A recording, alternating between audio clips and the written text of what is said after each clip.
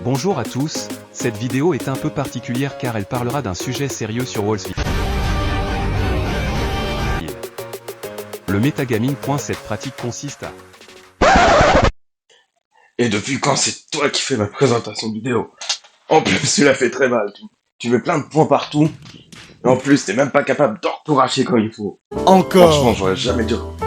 Ça fait beaucoup là, non? Non, j'aurais jamais dû te laisser agir sur cette vidéo. Franchement, c'est pas bon. Mais maintenant les Roctos vont te remplacer à... Vive la révolution des bots. Et en plus, tu me menaces, en plus. Ouais. Quelle vie horrible. Bon. Je vais prendre la main. Générique.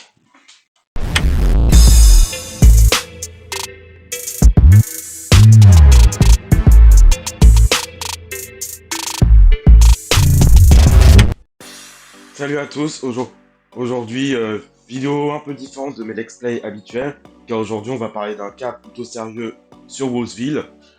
Donc on va parler notamment du metagaming et des abus qui y en découlent. Alors tout d'abord, qu'est-ce que c'est que le metagaming? Vous savez peut-être pas ce que c'est, mais vous en avez déjà entendu parler. Donc tout d'abord, qu'est-ce que c'est que le metagaming? Alors le metagaming consiste à utiliser des informations ou des connaissances extérieures au jeu pour influencer les prises de décision dans le jeu. Bien que cette pratique, généralement non prévue par les développeurs, peut être une stratégie déterminante dans certains jeux, afin de le finir plus vite ou de gagner face à des adversaires, dans les jeux multijoueurs et notamment dans les jeux à rôle caché, comme par exemple le loup-garou, le metagaming peut représenter un avantage trop fort et donc déloyal sur les autres joueurs, et donc peut être considéré comme de la triche. Et donc vous allez forcément me demander, mais Jamy, quel est le rapport avec Wallsville de mon discours sur le metagaming? Eh ben il est très simple, Fred. Wallsville est un jeu à rôle caché. Je vous apprends rien, il s'agit d'un jeu de loup-garou.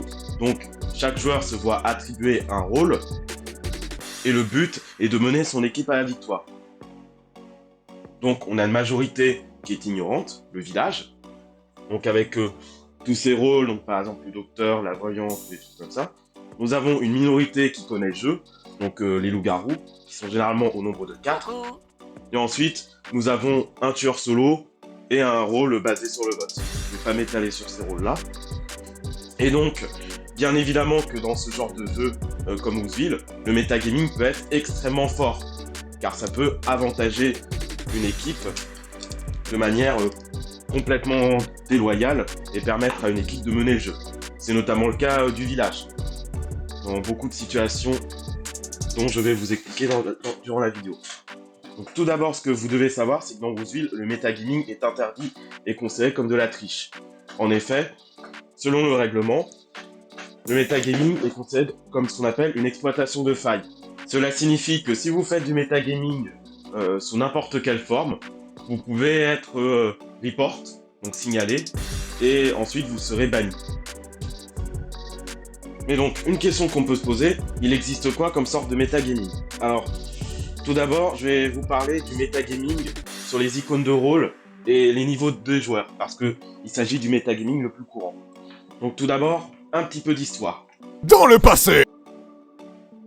Alors tout d'abord, le metagaming a commencé à émerger quand il y a eu la mise à jour sur les icônes de rôle, donc qui est sortie le 1er janvier 2023, et il s'agissait de la mise à jour intitulée Dark Magic, donc magie noire. Cette mise à jour incluait pas mal de fonctionnalités, dont le l'ouragan, ainsi que le prestidigitateur, et une des fonctionnalités qui fut le plus marquant sont les icônes de rôle légendaires. Alors il s'agit d'icônes dorées que vous débloquez quand vous améliorez une carte au niveau légendaire, ce qui coûte relativement cher. Parce qu'il faut 5 cartes épiques pour obtenir une carte légendaire. Et après vous obtenez aussi de nouvelles capacités et pas seulement les icônes de rôle. Ces icônes dorées n'ajoutent aucun avantage en jeu, juste le fait de pouvoir flex. Cependant, l'un des inconvénients des icônes dorées, c'est que ça a permis l'avènement du metagaming, en gros une technique de triche. Pourquoi? Parce que en fait, ce qui se passe, c'est que quand vous augmentez de niveau, donc que vous passez au niveau supérieur, vous obtenez une carte commune. Et ces cartes, vous pouvez les utiliser pour les améliorer, et ensuite avoir des cartes rares, épiques, puis légendaires. Donc ce qui se passe, c'est que il y a beaucoup de joueurs qui ont commencé à faire le rapprochement entre le niveau élevé et le fait d'avoir une carte légendaire. Ce qui faisait que, généralement, si un joueur avait une carte légendaire, donc par exemple, je sais pas, le loup alpha en doré, bah ce qui se passe, c'est que d'autres joueurs vont regarder les niveaux des autres joueurs et vont faire le rapprochement et donc vont tenter de push le niveau le plus élevé parce qu'il aurait plus de chances d'avoir l'icône dorée. Donc voici ce que c'est que le metagaming sur les icônes dorées. Bien évidemment, le staff a très vite fait un communiqué dessus en rappelant que c'est interdit, qu'il s'agit de la triche, mais malheureusement, beaucoup de joueurs se sont mis à utiliser cette stratégie. Que ce soit pour trouver un joueur solo ou pour innocenter les joueurs. Donc le metagaming s'est répandu avec l'avènement des icônes dorées, mais c'est encore plus aggravé avec l'avènement des icônes mythiques, obtensibles avec donc les nouvelles cartes mythiques qui te donnent aussi d'autres avantages, notamment l'obtention des icônes mythiques pour la carte en question. Donc par exemple, si j'améliore le prêtre en mythique, j'obtiens le rôle mythique tireur d'élite ainsi que le rôle mythique juge. Sauf que le problème avec cela, c'est que cela a amené encore plus de metagaming, surtout sur des personnes qui ont un niveau encore plus élevé, car pour obtenir ces cartes, il faut 4 fois plus de cartes que pour une légendaire. Et donc, on voit tout de suite ce qui se passe. Maintenant, je vais vous montrer des exemples de metagaming sur des icônes mythiques. Donc par exemple, ici, j'étais sirène mythique, et nuit 2, la sorcière me tire sans aucune raison apparente, et après elle se justifie, en argumentant que sirène c'est rare, et que violet c'est encore plus rare. Et donc c'était forcément moi, parce qu'elle a check les levels. Donc cela montre qu'elle a fait du metagaming, parce que elle a utilisé les levels, elle a donc focus level le joueur ayant le niveau le plus élevé de la partie pour le tuer. Ce qui est bien évidemment de la triche, et cette personne a été signalée. Et bien évidemment, j'ai masqué son pseudo pour éviter les problèmes. Donc voici un exemple plus flagrant de metagaming.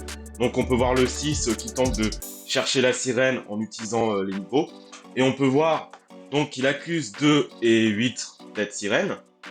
Et donc il force le village, il fait en sorte que le village me vote. Sauf que pas de chance, c'est tombé sur le coup, et donc j'ai gagné.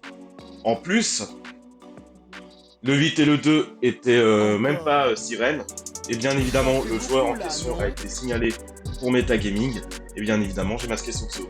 Donc en plus de tricher, ce joueur le fait très mal. Voilà. Et donc ce qui est drôle, c'est de voir un tricheur se faire instant karma.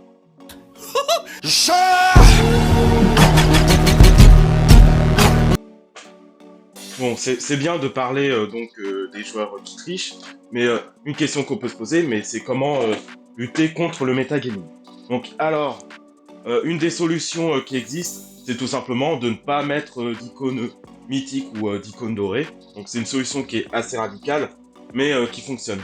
Malheureusement,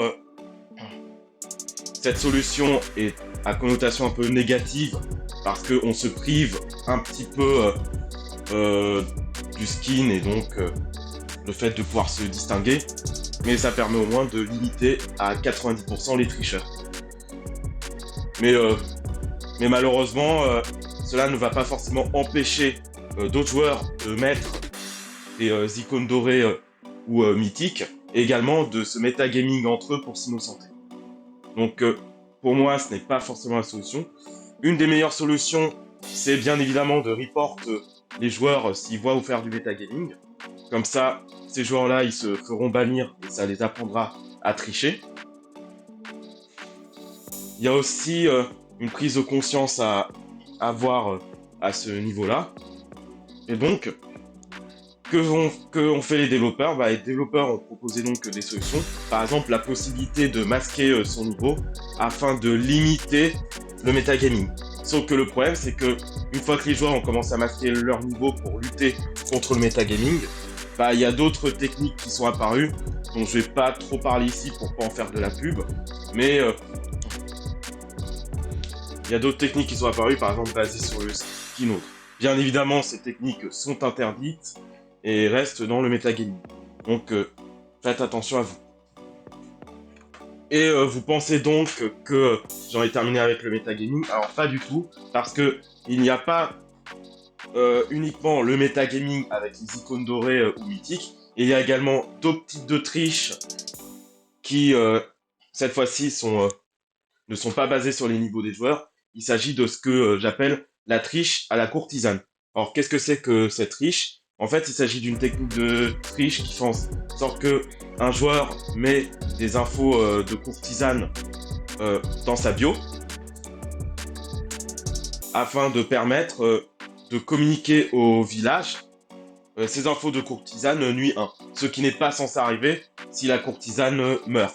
Parce que, normalement, la seule façon pour la courtisane de communiquer ces informations au village, c'est soit avec l'intermédiaire du médium, soit de le dire avant dans le chat à partir du jour 1. Et donc cette triche outrepasse complètement ces moyens-là et est bien évidemment interdite. Par contre, ce n'est pas le fait d'écrire dans sa bio qui est interdit, c'est l'utilisation de ces infos qui est interdite. Donc si vous êtes un villageois et que vous utilisez ces informations-là pour tricher, vous risquez un bannissement.